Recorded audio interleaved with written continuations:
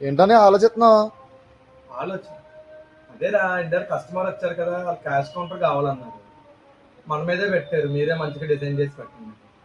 అదే మన క్రియేటివిటీ అంతా ఆలోచించి ఎలా చేయాలా అని ఆలోచిస్తున్నా.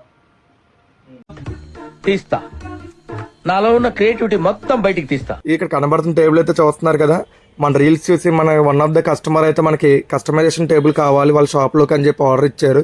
ఇది వచ్చేటప్పటికైతే క్యాష్ కౌంటర్ అనమాట, వాళ్ళది గ్రోసరీ స్టోర్. సో వాళ్ళకి చేంజ్ అయ్యి పెట్టుకోవడానికి ఈజీగా ఉండడానికి కావాలండి. అండ్ 2 డ్రాయర్స్ కావాలి. మీరు ఎలా చేస్తారో తెలియదు, క్వాలిటీ అయితే చాలా బాగుండాలండి, ఫినిషింగ్ లుక్ అని అన్నారు. సో మొత్తం మన మీద పెట్టారనమాట. మనమైతే తగ్గుతామా, మంచి స్కెచ్ చేసి మన కార్పెంటర్కి బాబాయ్ ఇలా కావాలని అన్నాం, అలా దింపేశాడు అనమాట. ఈ టేబుల్ అయితే అవుట్పుట్ చాలా బాగా వచ్చింది. వాళ్ళు అడిగినట్టు 2 డ్రాయర్స్, ఫ్రంట్ కూడా డమ్మీ క్లోజ్ చేసి, స్ట్రక్చర్ అండ్ లుక్ అయితే చాలా హెవీగా వచ్చింది. అంతేనా, కస్టమర్ అయితే టేబుల్ చూసి షాక్ అయ్యారు. మాటలు లేవు, ఏం చెప్పాలో నాకు తెలియదు. నేను ఎలా అయితే ఎక్స్పెక్ట్ చేశానో అలాగే వచ్చిందండి. క్వాలిటీ కూడా చాలా బాగుందని అన్నారు.